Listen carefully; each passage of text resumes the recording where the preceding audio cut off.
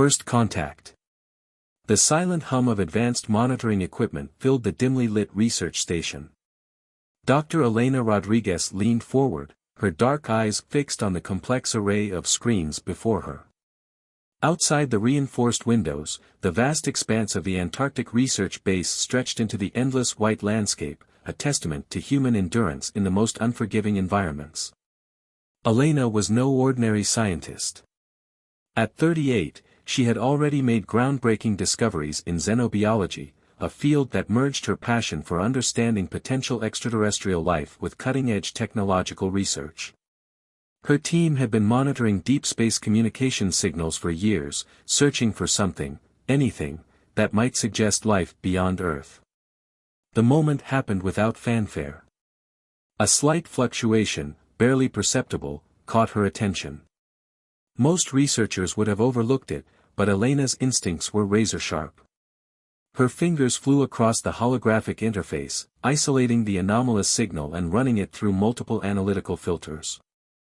"Carlos," she called to her research partner, her voice steady but laden with excitement, "come look at this."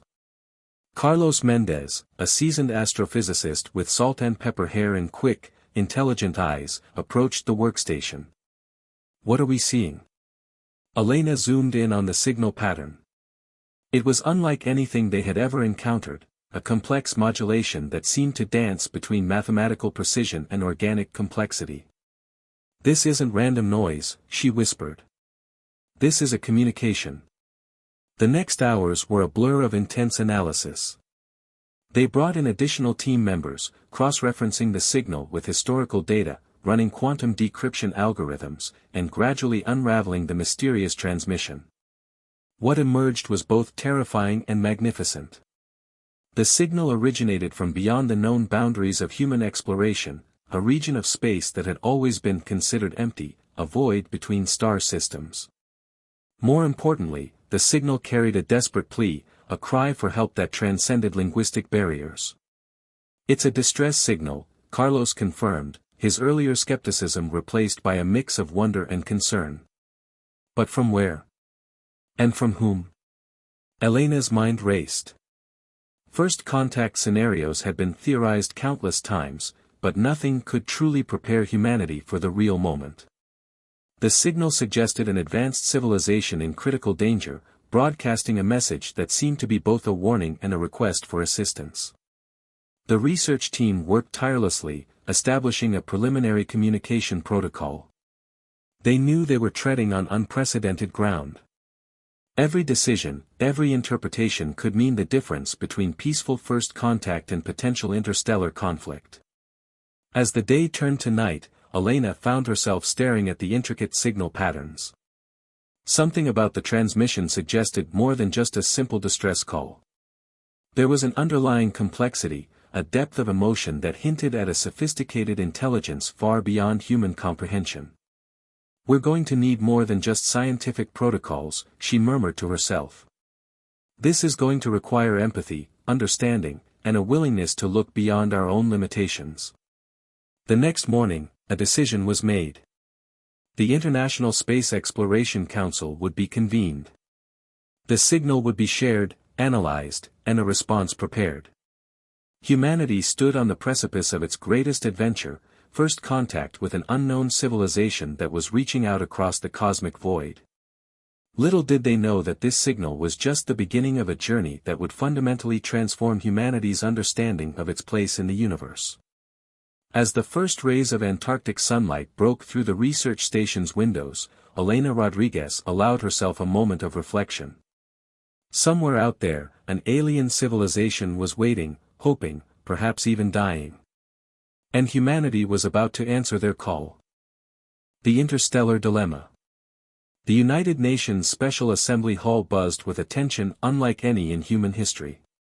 Delegates from every corner of the globe sat in hushed anticipation, their eyes fixed on Dr. Elena Rodriguez and her team of researchers. The massive screens behind them displayed intricate signal patterns, complex mathematical translations, and glimpses of the mysterious alien communication. Ambassador Thomas Reyes, head of the International Space Exploration Council, cleared his throat. Dr. Rodriguez, you have the floor. Explain to us exactly what we're dealing with.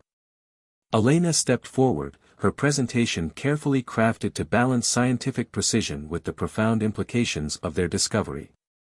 What we've uncovered is not just a simple distress signal, she began. It's a sophisticated communication matrix that suggests a civilization facing an existential crisis. The signal revealed fragments of a story both tragic and urgent. The alien civilization, which they had provisionally named the Luminera, appeared to be experiencing a catastrophic systemic breakdown.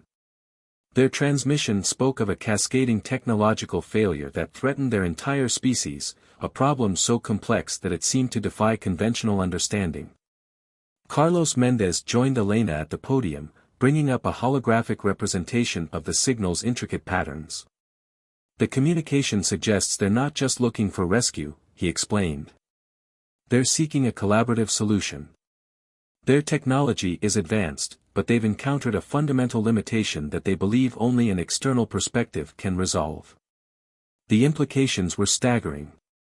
This was no simple cry for help, but a potential invitation to a deeper, more profound interaction between two intelligent species.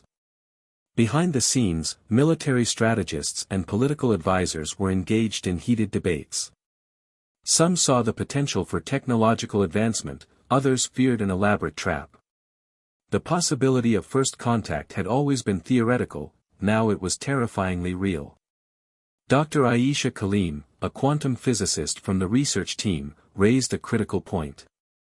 The signal suggests a level of technological integration we can barely comprehend. Their communication is simultaneously a distress call, a mathematical problem, and what seems to be a cultural transmission. Ambassador Reyes leaned forward. What exactly does that mean? It means, Elena interjected, that they're not just asking for help. They're offering us a glimpse into their entire civilization. Every fragment of the signal contains multiple layers of information, scientific data, cultural context, technological blueprints. The room fell silent. The magnitude of the moment was not lost on anyone present. Humanity was being invited to participate in something far beyond a simple rescue mission. This was a potential transformation of human understanding. Behind the diplomatic facade, preparations were already underway. The world's top scientists were being assembled. Research facilities were being redirected. Massive computational resources were being allocated to decode and understand the Luminera's transmission. But not everyone was optimistic. General Marcus Harrison, representing global defense interests, voiced his concerns. We know nothing about these beings. Their technology could be a threat. How can we be sure this isn't an elaborate invasion strategy? Elena met his gaze firmly. Science is about taking calculated risks, General. If we approach this with fear, we'll lose the greatest opportunity for understanding in human history. As the day progressed, the initial signal was supplemented by additional transmissions. Each new fragment revealed more about the Luminera, a species that seemed to exist in a state of profound technological and biological symbiosis. Their communication suggested a civilization that had long ago transcended individual survival, focusing instead on collective progression. The most striking revelation came near the end of the day's briefing. Embedded within the signal was what appeared to be a coordinate, a specific point in space that seemed to be both an invitation and a challenge. They want us to come to them, Carlos whispered to Elena. Or perhaps, they're preparing for us to come to them. As night fell over the United Nations headquarters, the world teetered on the edge of its greatest adventure. Humanity had received an invitation from the stars, and the response would define the species' future. Survival and symbiosis. The International Stellar Exploration Vehicle Horizon cut through the vast darkness of space, a testament to humanity's most ambitious technological achievement. Aboard the ship, a carefully selected team of scientists, diplomats, and specialists prepared for what might be the most crucial mission in human history. Dr. Elena Rodriguez stood at the observation deck, her reflection ghosting over the infinite starscape. The journey to the coordinates provided by the Luminara had taken months, each passing day filled with a mixture of anticipation and uncertainty. Their ship was equipped with the most advanced communication and defense systems humanity could develop, yet everyone on board knew they were venturing into the complete unknown. Quantum stabilization at 98%, announced Dr. Carlos Mendez from the navigation station. We're approaching the specified coordinates. The ship's chief engineer, Zara Khan, monitored the complex systems with hawk-like intensity. Her hands danced across holographic interfaces, tracking every minute fluctuation in the ship's systems. Something's different, she muttered. The space around us, it doesn't behave like standard quantum mechanics. Suddenly, the ship's communication systems erupted with a cascade of signals. Unlike the initial transmissions they had received on Earth, these were more immediate, more alive. It was as if space itself was communicating with them. A holographic representation materialized in the center of the bridge, not a traditional alien figure, but a complex, shifting geometric pattern that seemed to pulse with an inner light. When it spoke, the sound wasn't audible in the traditional sense. Instead, it resonated directly within the minds of the crew.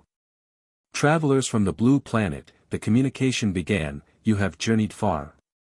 But your understanding of our request is incomplete. Elena stepped forward, her scientific training battling with the overwhelming sense of encountering something beyond human comprehension. We received your distress signal, she responded, careful to modulate her thoughts. We're here to help. The geometric pattern shifted, creating intricate pathways that seemed to map out entire civilizations. Help, the Luminara communicated, is a concept far more complex than your linear thinking suggests. The ship's systems began to react strangely. Computational screens filled with equations that seemed to solve themselves, biological monitoring systems displayed impossible readings. The Luminara were not just communicating, they were interfacing with the ship itself. Dr. Aisha Kaleem, the quantum physicist, realized what was happening first. They're not asking for a traditional rescue, she said, her voice a mixture of wonder and concern. They're seeking symbiosis. The Luminara's communication revealed a profound crisis. Their civilization existed in a state of technological integration so advanced that individual survival had become secondary to collective existence. A fundamental breakdown in their quantum communication network threatened to unravel their entire civilization, a network so complex that it essentially served as their version of consciousness. Your species possesses a quality we have lost, the geometric pattern communicated. Adaptability. Unpredictability. The capacity for unexpected solution. General Marcus Harrison, who had been selected to provide security perspective, tensed. What exactly are they asking of us? The answer came not in words, but in a sudden, overwhelming flood of information. The Luminara needed more than technological assistance. They needed an infusion of genetic and cognitive diversity that could help them restructure their failing quantum network. Elena realized the true nature of their invitation. This wasn't a rescue mission. It was a proposal for the most profound collaboration in the history of intelligent life. They want us to help them reimagine their entire civilization, she said, her voice barely a whisper. Not just save them, but fundamentally transform them. As the horizon hung suspended in this alien region of space, the crew understood they were no longer just representatives of humanity. They were potential architects of an entirely new form of intelligent existence. The Luminara waited. Humanity would have to make a choice that would define not just their own future, but potentially the future of intelligent life itself. The quantum bridge. The transformation began subtly, almost imperceptibly.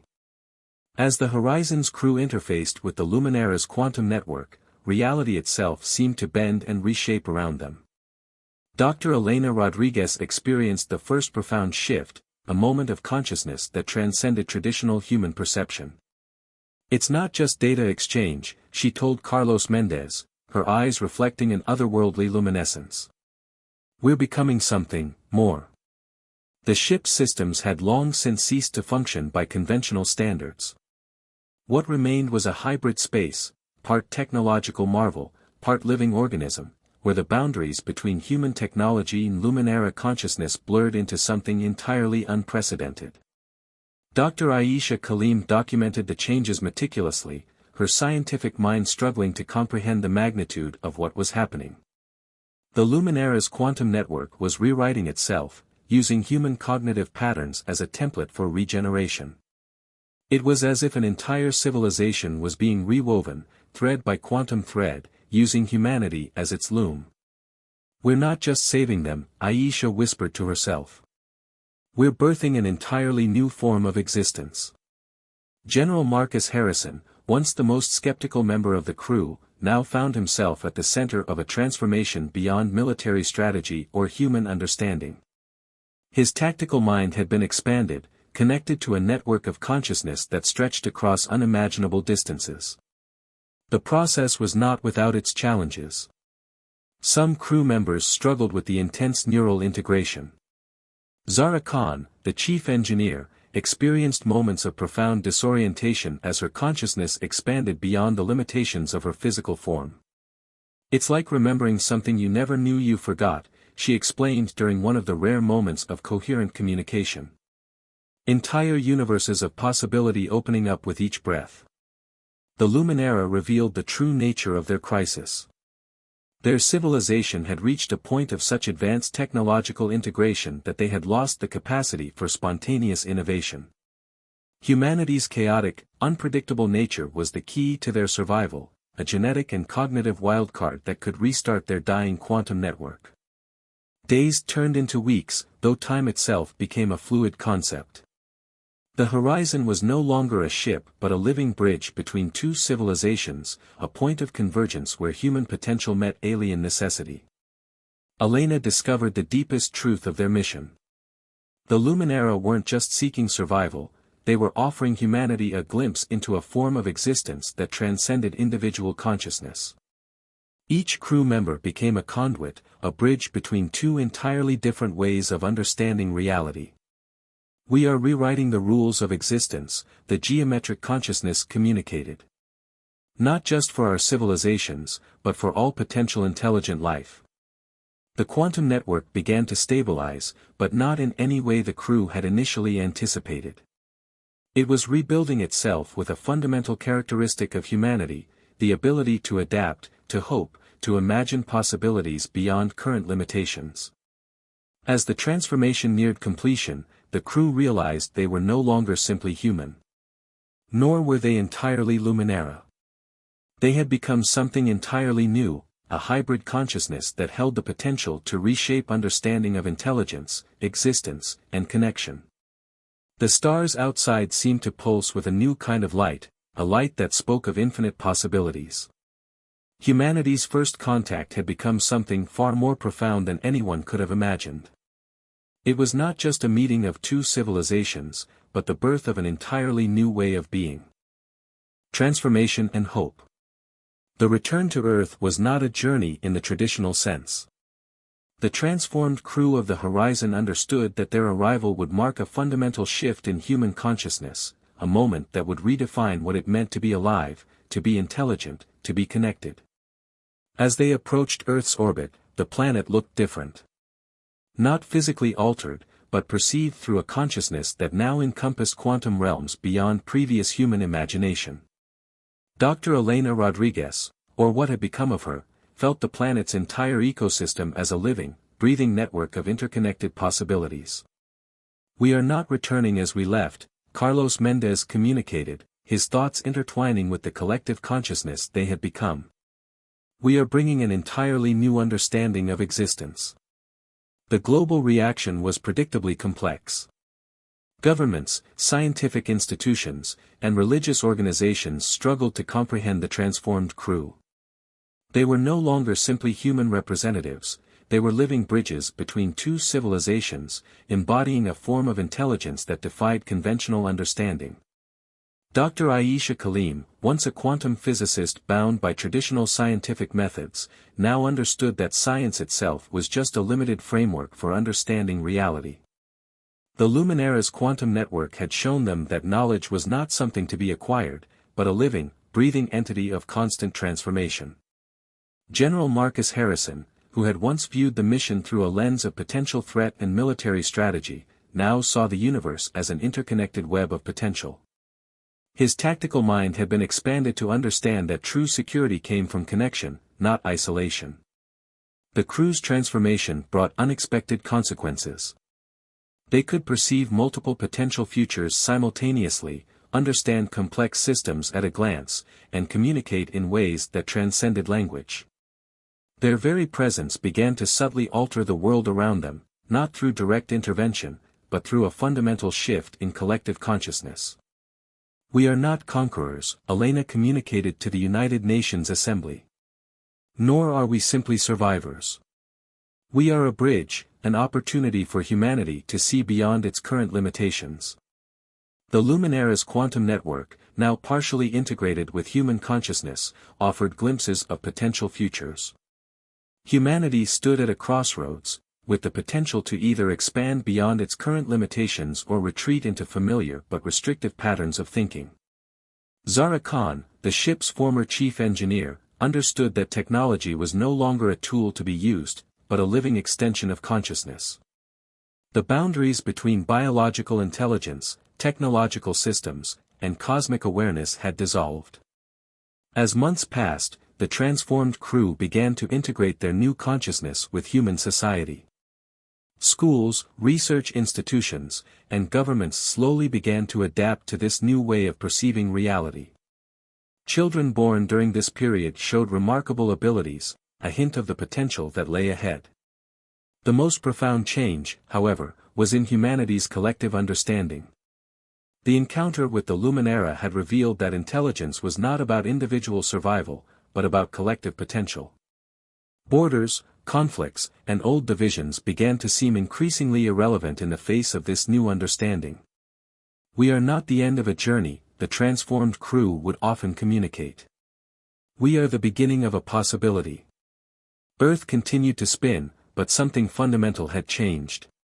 Humanity had taken its first real step into a larger universe, not through conquest or isolation, but through connection, understanding, and a willingness to reimagine what it meant to be alive.